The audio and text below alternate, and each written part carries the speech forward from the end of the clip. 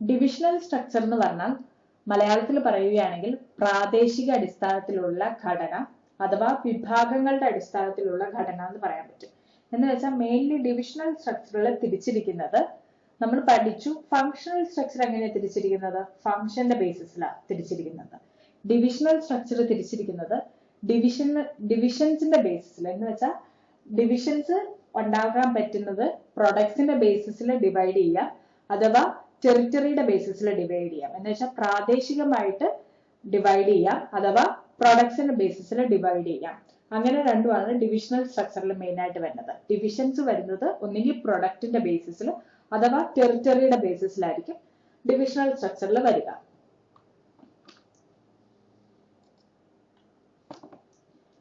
In divisional structure, activities are grouped on the basis of number of divisions.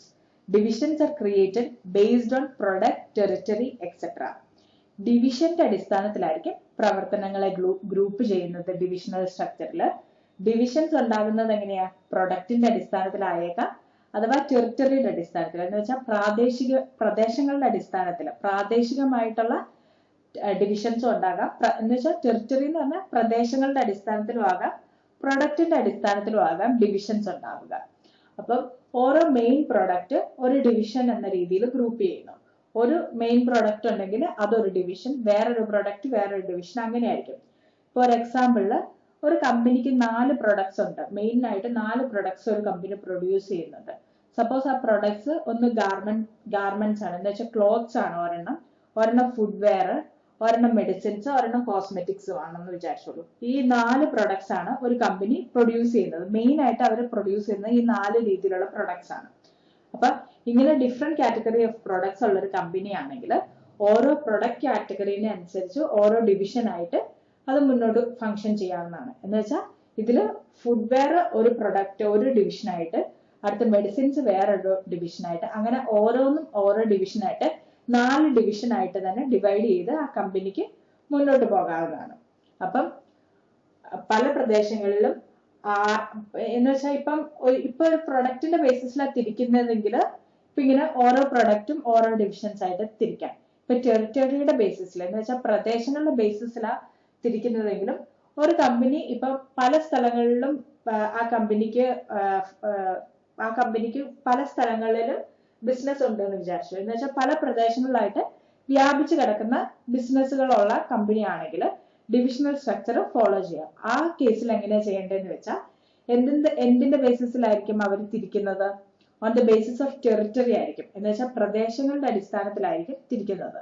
അതാണ് ഇപ്പൊ ഈ PPT കാണിച്ചിരിക്കുന്നത്. ഒരു കമ്പനീനെ തിരിച്ചിരിക്കുന്നത് northern division, eastern division, southern division അങ്ങനെയാണ് തിരിച്ചിരിക്കുന്നത്. അങ്ങനെ പല സ്ഥലങ്ങളിലും വ്യാപിച്ചു കിടക്കുന്ന ബിസിനസ് ഉള്ള ഒരു കമ്പനി ആണെങ്കിൽ അവർക്ക് ടെറിറ്ററിയുടെ ബേസിസിൽ അഥവാ പ്രദേശങ്ങളുടെ ബേസിസിൽ ഡിവൈഡ് ചെയ്ത് കൊടുക്കാം. എന്ന് വെച്ചാൽ northern, southern, western, central, eastern എന്നൊക്കെ പറഞ്ഞ് പല ഡിവിഷൻസ് ഫോം ചെയ്യാൻ പറ്റും. ഇതാണ് ഡിവിഷണൽ സ്ട്രക്ചറിൽ പറയുക. അപ്പം ഒരു കമ്പനിയിൽ ഭയങ്കര വലിയ കമ്പനിയാണ്, പല സ്ഥലങ്ങളിൽ വ്യാപിച്ചു കിടക്കുന്ന വലിയൊരു വൻകിട കമ്പനിയാണ് എങ്കിൽ ആ കമ്പനീനെ നമുക്ക് ഡിവൈഡ് ചെയ്യാൻ പറ്റുന്ന ടെറിറ്ററിയുടെ ബേസിസിൽ ഡിവൈഡ് ചെയ്യാം. ടെറിറ്ററിയുടെ ബേസിസിൽ ഡിവൈഡ് ചെയ്യുക എന്ന് പറഞ്ഞാൽ അതിനെ പ്രദേശങ്ങളുടെ ബേസിസിൽ ഡിവൈഡ് ചെയ്യാം. Northern division, southern division, eastern division, western division എന്ന് വെച്ച് ഓരോരോ ടെറിറ്ററിയുടെ ബേസിസിൽ ഡിവൈഡ് ചെയ്യാം. അതാണ് അതിൽ പറഞ്ഞിരിക്കുന്നത്, ഡിവിഷണൽ സ്ട്രക്ചറിൽ പറഞ്ഞിരിക്കുന്നത്. ഇപ്പൊ ഈ PPT കാണിക്കുന്നത് ഡിവിഷണൽ സ്ട്രക്ചറിന്റെ ഒരു എക്സാമ്പിൾ ആണ്. നേരത്തെ നമ്മൾ കണ്ടു, ഇതിൽ നമ്മൾ കണ്ടത് എന്താ? ഓരോ ടെറിറ്ററിയുടെ ബേസിസിലാണ് ഇവിടെ ഡിവൈഡ് ചെയ്തിരിക്കുന്നത്. Northern division, eastern division, southern division ഓരോ ടെറിറ്ററിയുടെ ബേസിസിലാണ് അഥവാ പ്രദേശങ്ങളുടെ ബേസിസിലാണ് ഇവിടെ ഡിവൈഡ് ചെയ്തിരിക്കുന്നത്. ഇതിൽ എങ്ങനെയാണ് ഡിവൈഡ് ചെയ്തിരിക്കുന്നത്? ടെക്സ്റ്റൈൽസ്, സെമന്റ്, ഫുഡ് പ്രൊഡക്ട്സ് അങ്ങനെയാണ് ഡിവൈഡ് ചെയ്തിരിക്കുന്നത്. എന്ന് വെച്ചാൽ എന്താണ്? അത് ഓരോ പ്രൊഡക്ട്സിന്റെ ബേസിസിലാണ് ഇതിനെ ഡിവൈഡ് ചെയ്തിരിക്കുന്നത്. അപ്പം divisional structure is an organizational design wherein there are separate divisions for different products and each division have functions like production, finance, marketing, etc. Within each division, functional structure tend to be adopted. Divisional structure ഓരോ ഡിവിഷന്റെ ഉള്ളിൽ തന്നെ functional structure വരാം. അതാണ് ഇവിടെ example കാണിച്ചിരിക്കുന്നത്. ഇതിൽ cement എന്ന ഡിവിഷന്റെ ഉള്ളിൽ തന്നെ പ്രൊഡക്ഷൻ ഉണ്ട്, ഫിനാൻസ് ഉണ്ട്, സെയിൽസ് ഉണ്ട്. അപ്പം within each division functional structure adopt ചെയ്യാം. അപ്പം ഇവിടുത്തെ ഡിവിഷൻസ് ഏതൊക്കെയാണ്? Finance, textiles, cement, food products, ഇത് മൂന്നുമാണ് ഇവിടുത്തെ ഡിവിഷൻസ്.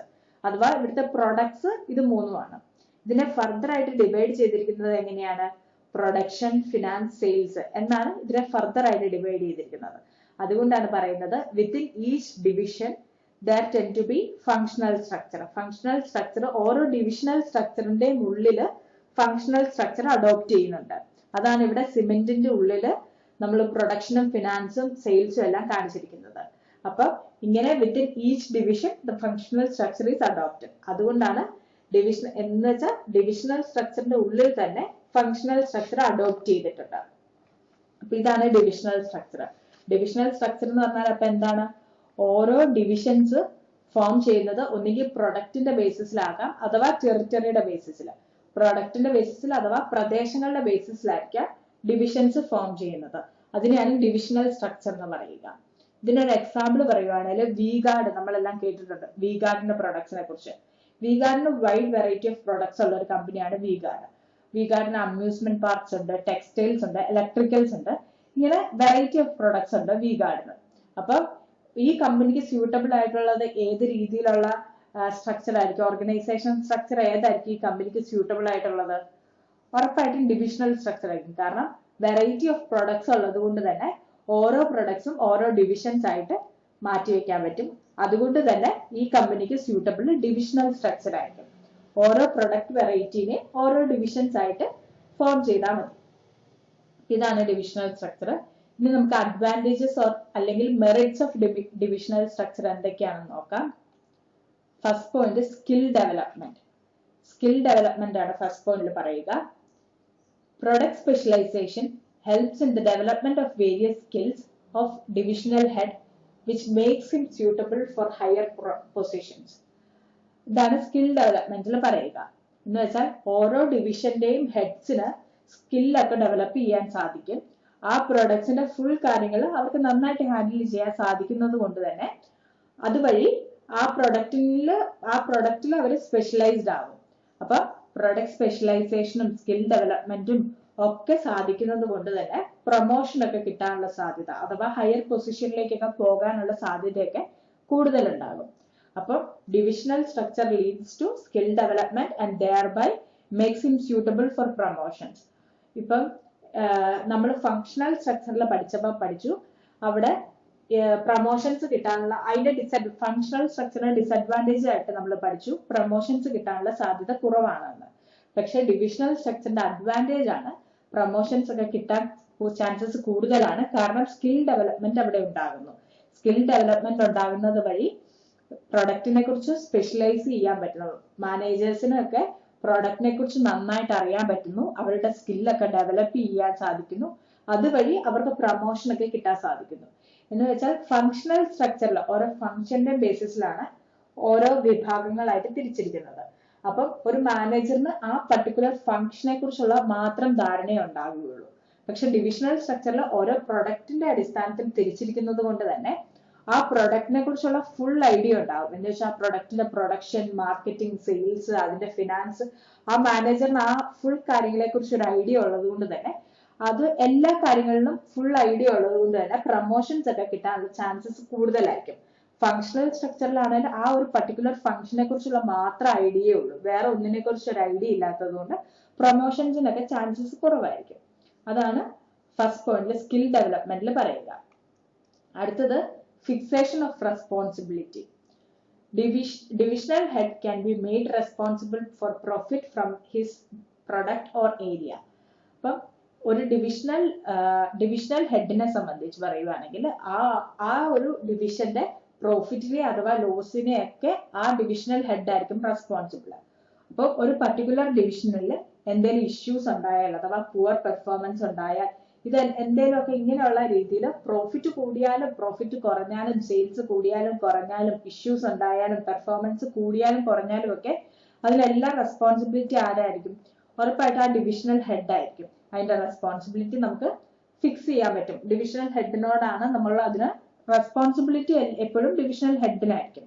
അപ്പം ഒരു പ്രൊഡക്റ്റിന്റെ പ്രോഫിറ്റ് കുറഞ്ഞാൽ ഡിവിഷണൽ മാനേജർക്ക് അഥവാ ഡിവിഷണൽ ഹെഡിന് റെസ്പോൺസിബിൾ ആയിരിക്കും. ഇപ്പൊ ഫങ്ഷണൽ സ്ട്രക്ചറിൽ നമ്മൾ പഠിച്ചത് എന്താണ്, അവിടെ റെസ്പോൺസിബിലിറ്റി ഫിക്സ് ചെയ്യാൻ പാടാണ്. കാരണം ഇപ്പൊ ഒരു പ്രൊഡക്റ്റിന്റെ പ്രോഫിറ്റ് കുറഞ്ഞുവെങ്കിൽ അഥവാ സെയിൽസ് കുറഞ്ഞുവെങ്കിൽ സെയിൽസ് ഡിപ്പാർട്ട്മെന്റ് ചോദിക്കുമ്പോൾ സെയിൽസ് ഡിപ്പാർട്ട്മെന്റിലെ ആൾക്കാർ പറയാം പ്രൊഡക്റ്റ് അത്ര നല്ല ക്വാളിറ്റി ഉള്ള പ്രൊഡക്റ്റ് അല്ലായിരുന്നു എന്ന് പറയാം. അപ്പൊ പ്രൊഡക്ഷൻ ഡിപ്പാർട്ട്മെന്റിൽ ചോദിക്കുമ്പോൾ അവർ പറയാം ഫിനാൻസ് തന്നില്ല അതുകൊണ്ടാണെന്ന് പറയാം. അപ്പം എല്ലാവർക്കും അങ്ങോട്ടും മാറ്റി മാറ്റി പറയാം ഞങ്ങളല്ല എന്ന് വേണേൽ പറയാം. ഹലോ, അങ്ങനെ ഓരോ ഡിപ്പാർട്ട്മെന്റിലെ ആൾക്കാർക്ക് റെസ്പോൺസിബിലിറ്റി ഏറ്റെടുക്കാതിരിക്കാൻ സാധിക്കും. പക്ഷെ ഈ ഡിവിഷണൽ സ്ട്രക്ചറിലാണെങ്കിൽ എന്താണ്, റെസ്പോൺസിബിലിറ്റി ഉറപ്പായിട്ടും ഡിവിഷണൽ ഹെഡ് ഏറ്റെടുക്കേണ്ടി വരും. കാരണം ആ പ്രോഡക്റ്റിന്റെ സെയിൽസ് കൂടിയാലും പ്രൊഡക്റ്റിന്റെ പ്രോഫിറ്റ് കൂടിയാലും കുറഞ്ഞാലും ഒക്കെ റെസ്പോൺസിബിലിറ്റി ഏറ്റെടുക്കേണ്ടത് ഡിവിഷണൽ ഹെഡ് ആണ്. മൂന്നാമത്തെ point quick decisions. Quick decisions എന്നുള്ള പോയിന്റിൽ പറയുക each division functions as an autonomous body therefore quick decisions can be taken. അപ്പൊ ഒരു പ്രൊഡക്റ്റിനെ റിലേറ്റ് ചെയ്യുന്ന എന്ത് ഡിസിഷൻസ് ആണെങ്കിലും ആ ഡിപ്പാർട്ട്മെന്റിനുള്ളിൽ തന്നെ സെറ്റിൽ ചെയ്യാൻ സാധിക്കും. ഒരു പ്രൊഡക്റ്റിന്റെ സെയിൽസ് കുറവാണെങ്കിൽ അതിന്റെ സെയിൽസിനെ ഇൻക്രീസ് ചെയ്യാനുള്ള മെഷേഴ്സ് ആ ഡിപ്പാർട്ട്മെന്റിൽ നിന്ന് തന്നെ എടുക്കാൻ സാധിക്കും. വേറെ ഡിവിഷൻസിനെയോ വേറെ ഡിപ്പാർട്ട്മെന്റ്സിനെയോ ഒന്നും അക്സെപ്റ്റൻസ് വേണ്ട, അവർക്ക് തന്നെ ഡിസിഷൻ എടുക്കാം എന്താണ് പെട്ടെന്ന് ചെയ്യേണ്ടത് എന്ന് അവർക്ക് തന്നെ ഡിസിഷൻസ് എടുക്കാവുന്നത് കൊണ്ട് ക്വിക്ക് ആൻഡ് ഈസി ആയിട്ട് ഡിസിഷൻസ് എടുക്കാൻ പറ്റും.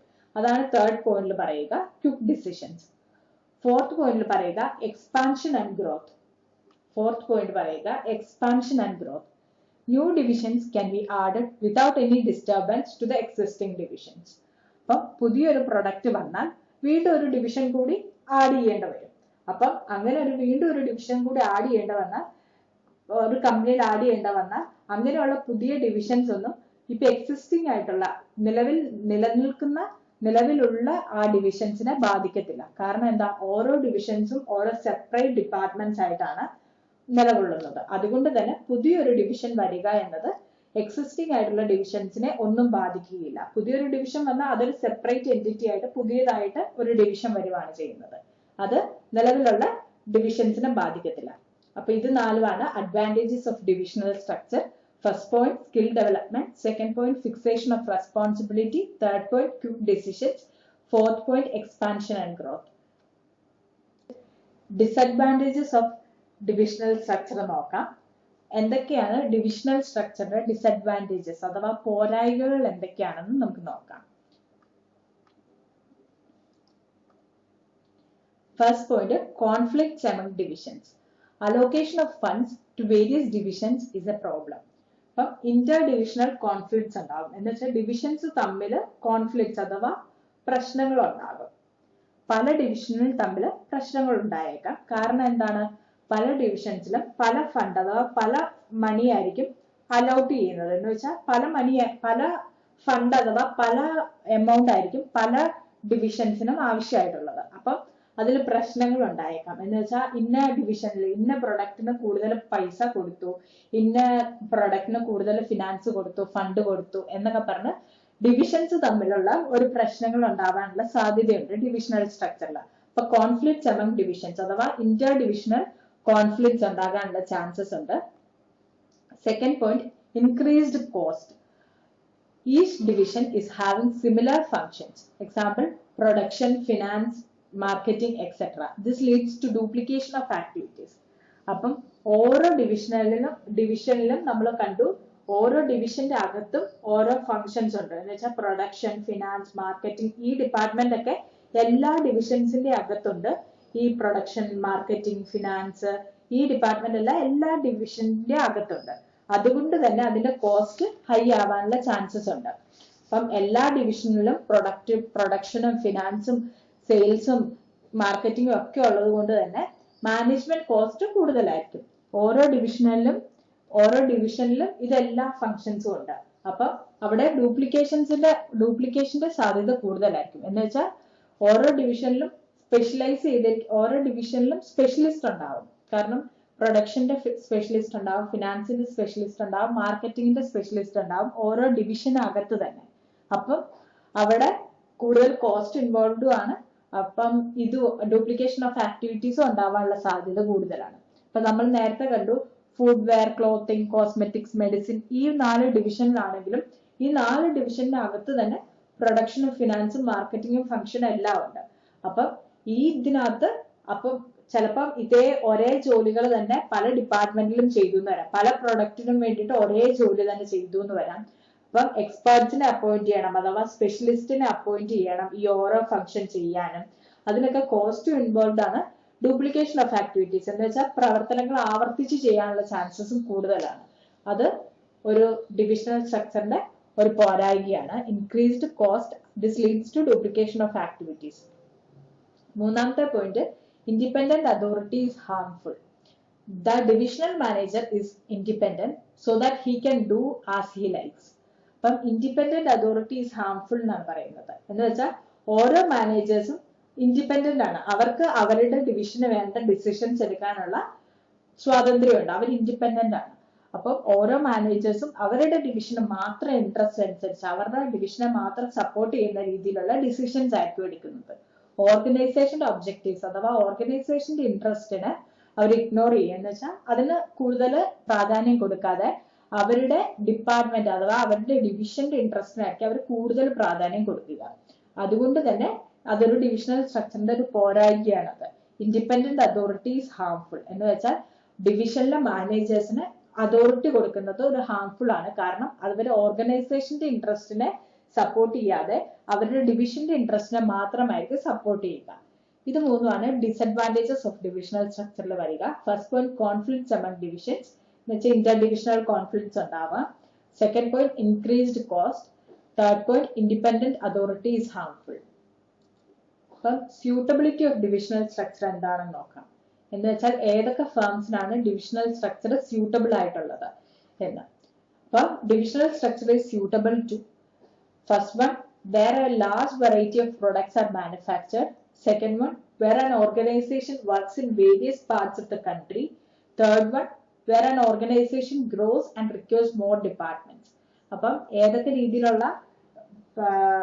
രീതിയിലുള്ള കമ്പനീസിനാണ് ഡിവിഷണൽ സ്ട്രക്ചർ അഡോപ്റ്റ് ചെയ്യാൻ നല്ലത് എന്നുള്ളതാണ് നമ്മൾ കാണുന്നത്.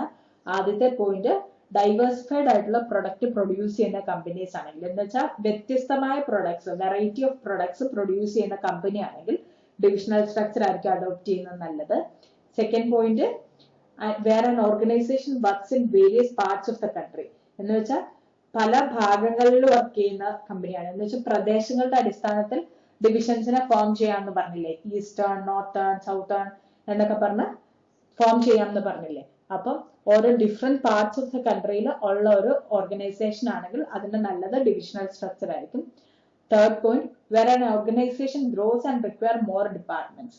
അപ്പൊ കൂടുതൽ തൊഴിലാളികളും കൂടുതൽ ഡിപ്പാർട്ട്മെന്റ്സും ന്യൂ ലെവൽസ് ഓഫ് മാനേജ്മെന്റും ഒക്കെ ആവശ്യമുള്ള തരത്തിലുള്ള വളർച്ച, അത്യാവശ്യം നല്ല രീതിയിൽ വളർച്ചയുള്ള ഒരു കമ്പനിയാണ്, അതിന് ഡിവിഷണൽ സ്ട്രക്ചർ ആയിരിക്കും നല്ലത്. അപ്പൊ കമ്പനി നന്നായിട്ട് ഗ്രോ ചെയ്യുന്ന ഒരു കമ്പനി ആണെങ്കിൽ അതിന് ഇപ്പൊ പുതിയ ഡിപ്പാർട്ട്മെന്റ്സ് ആവശ്യമായിട്ട് വരും. അപ്പൊ പുതിയ ഡിപ്പാർട്ട്മെന്റ്സ് എക്സിസ്റ്റിംഗ് ഡിപ്പാർട്ട്മെന്റിനെ അഫക്ട് ചെയ്യാതെ പുതിയ ഡിപ്പാർട്ട്മെന്റ് സെറ്റപ്പ് ചെയ്യാനൊക്കെ ഡിവിഷണൽ സ്ട്രക്ചർ ആയിരിക്കും നല്ലത്. എന്ന് വെച്ചാൽ ഇപ്പൊ 4 പ്രൊഡക്റ്റ് ഉള്ള ഒരു കമ്പനി പുതിയതായിട്ട് ഒരു പ്രൊഡക്റ്റ് ഇൻട്രൊഡ്യൂസ് ചെയ്യുവാണ് മാർക്കറ്റിൽ. ഡിവിഷണൽ സ്ട്രക്ചർ ആണെങ്കിൽ അതൊന്നിനെ വേറൊരു പ്രൊഡക്റ്റിനെ അഫക്ട് ചെയ്തില്ല, വേറൊരു ഡിവിഷൻസിനെ അഫക്ട് ചെയ്തില്ല. പുതിയൊരു ഡിവിഷനായിട്ട് തന്നെ കമ്പനി ഒരു ഡിവിഷനായിട്ട് തന്നെ ഒരു ഡിവിഷൻ ഫോം ചെയ്താൽ പുതിയൊരു പ്രൊഡക്റ്റിനെ ഇൻട്രൊഡ്യൂസ് ചെയ്യാൻ പറ്റും. അപ്പൊ ആ കേസസിലെല്ലാം നല്ലത് ഡിവിഷണൽ സ്ട്രക്ചർ അഡോപ്റ്റ് ചെയ്യുന്നതായിരിക്കും. അപ്പം divisional structure is suitable to where a firm has large variety of products where a large variety of products are manufactured, where an organization works in various parts of the country, where an organization grows and requires more departments. Comparison of functional and divisional structure നമുക്ക് നോക്കാം. എന്ന് വെച്ചാൽ functional സ്ട്രക്ചറിന് divisional സ്ട്രക്ചറിന് differences എന്തൊക്കെയാണെന്ന് നമുക്ക് നോക്കാം. First point, formation. Functional structure എങ്ങനെയാണ് form ചെയ്തിരിക്കുന്നത്? ഓരോ ഫംഗ്ഷന്റെയും ബേസിസിലാണ്, ബേസ്ഡ് ഓൺ ഫംഗ്ഷൻ ആണ് ഫങ്ഷണൽ സ്ട്രക്ചർ ഫോം ചെയ്തിരിക്കുന്നത്. ഡിവിഷണൽ സ്ട്രക്ചർ ഫോം ചെയ്തിരിക്കുന്നത് ഒന്നുകിൽ പ്രൊഡക്റ്റ് ലൈൻസിന്റെ അടിസ്ഥാനത്തിൽ അഥവാ ടെറിറ്ററിയുടെ അടിസ്ഥാനത്തിലും ഡിവിഷണൽ സ്ട്രക്ചർ ഫോം ചെയ്യാൻ പറ്റും. ഇപ്പൊ functional structure based on functions, divisional structure based on products are territories. എന്ന് വെച്ചാൽ പ്രദേശങ്ങളുടെ അടിസ്ഥാനത്തിലും അഥവാ പ്രൊഡക്ട്സിന്റെ അടിസ്ഥാനത്തിലും ഡിവിഷണൽ സ്ട്രക്ചർ ഫോം ചെയ്യാൻ പറ്റും. സ്പെഷ്യലൈസേഷൻ. ഫങ്ഷണൽ സ്ട്രക്ചർ സ്പെഷ്യലൈസ് ചെയ്തിരിക്കുന്നത് ബേസ്ഡ് ഓൺ ഫങ്ഷൻസ് ആയിരിക്കും. ഡിവിഷണൽ സ്ട്രക്ചർ പ്രൊഡക്ട്സിന്റെ ബേസിസിലായിരിക്കും സ്പെഷ്യലൈസ് ചെയ്തിരിക്കുന്നത്. അടുത്തത് responsibility. Difficult to fix on responsibility on departments, easy to fix the responsibility on department. എന്ന് വെച്ചാൽ ഫങ്ഷണൽ സ്ട്രക്ചറിൽ ഈ ഡിഫിക്കൽട്ട് ആയിരിക്കും എന്നാണ് പറയുന്നത്. കാരണം എന്താണ്, ഒരു പ്രൊഡക്റ്റിന്റെ സെയിൽസ് കുറഞ്ഞാൽ അപ്പം ഓരോരുത്തരും ഓരോ റെസ്പോൺസിബിലിറ്റി ഏറ്റെടുക്കാതെ സെയിൽസിന്റെ പ്രശ്നമാണ്, സെയിൽസ് ഡിപ്പാർട്ട്മെന്റിന്റെ പ്രശ്നമാണ്, മാർക്കറ്റിംഗ് ഡിപ്പാർട്ട്മെന്റിന്റെ പ്രശ്നമാണ്, ഫിനാൻസ് ഡിപ്പാർട്ട്മെന്റിന്റെ പ്രശ്നമാണെന്ന് പറഞ്ഞ് റെസ്പോൺസിബിലിറ്റി ഏറ്റെടുക്കാതിരിക്കും ഓരോ ഫങ്ഷൻസും. പക്ഷെ ഡിവിഷണൽ സ്ട്രക്ചറിലാണെങ്കിൽ ഒരു പ്രൊഡക്റ്റിന്റെ സെയിൽസ് കുറഞ്ഞാൽ ആ ഡിവിഷനെ മാത്രം, ആ പ്രൊഡക്റ്റിന്റെ ആ ഡിവിഷനെ മാത്രം നോക്കിയാൽ മതി. അവർ റെസ്പോൺസിബിലിറ്റി ഏറ്റെടുക്കാതെ വേറൊരു രക്ഷയില്ല, അവർ വേറെ ആരുടെ അടുത്ത് പറയാൻ പറ്റത്തില്ല. അതുകൊണ്ട് ഈസി ആയിരിക്കും റെസ്പോൺസിബിലിറ്റി ഫിക്സ് ചെയ്യാൻ വേണ്ടിയിട്ട് ഡിവിഷണൽ സ്ട്രക്ചറിൽ. ഫങ്ഷണൽ സ്ട്രക്ചറിൽ അത് ഡിഫിക്കൽട്ട് ആയിരിക്കും. Fourth point, managerial development. മാനേജേഴ്സിന് ഡെവലപ്പ് ചെയ്യാനുള്ള ഡിഫിക്കൽട്ട് ആയിരിക്കും ഫങ്ഷണൽ സ്ട്രക്ചറിൽ. ഡിവിഷണൽ സ്ട്രക്ചറിൽ മാനേജേഴ്സിന്റെ ഡെവലപ്മെന്റ് ഈസി ആയിരിക്കും. അപ്പൊ less chances as manager become specialised in one function only. Managers ഒറ്റ ഫംഗ്ഷനിൽ മാത്രം സ്പെഷ്യലൈസ് ചെയ്തിരിക്കുന്നത് കൊണ്ട് ഫങ്ഷണൽ സ്ട്രക്ചറിൽ മാനേജറിന്റെ ഡെവലപ്മെന്റ് ഡിഫിക്കൽട്ട് ആയിരിക്കും. ഡിവിഷണൽ സ്ട്രക്ചറിൽ more chances as manager perform multi functions.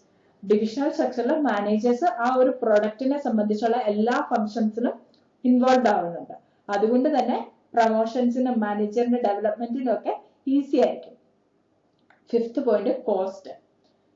Functional structure എക്കണോമിക്കലാണ്, divisional structure increase in cost ആണ്. എന്ന് വെച്ചാൽ functions are not duplicated as economical എന്നാണ്. എന്ന് വെച്ചാൽ ഫങ്ഷണൽ സ്ട്രക്ചറിൽ ഫങ്ഷൻസ് ഡ്യൂപ്ലിക്കേറ്റ് ചെയ്യുന്നില്ല. എന്ന് വെച്ചാൽ ഫങ്ഷൻസ് ഒന്നും ആവർത്തിക്കുന്നില്ല. ഒരു ഫങ്ഷനിൽ വേണ്ട ഫങ്ഷൻ മാത്രമേ ചെയ്യുന്നുള്ളൂ. ആവർത്തനം ഫങ്ഷണൽ സ്ട്രക്ചറിൽ ഇല്ല. അതുകൊണ്ട് തന്നെ എക്കണോമിക്കൽ ആയിരിക്കും. എന്ന് വെച്ചാൽ ലെസ് കോസ്റ്റ് ആയിരിക്കും ഇൻവോൾവ് ആയിട്ടുള്ളത്. കോസ്റ്റ് കുറവായിരിക്കും ഫങ്ഷണൽ സ്ട്രക്ചറിൽ. അതുപോലെ തന്നെ ഡിവിഷണൽ സ്ട്രക്ചറിന്റെ കേസിൽ വരുമ്പോൾ ഇൻക്രീസ് ഇൻ കോസ്റ്റ് ആയിരിക്കും.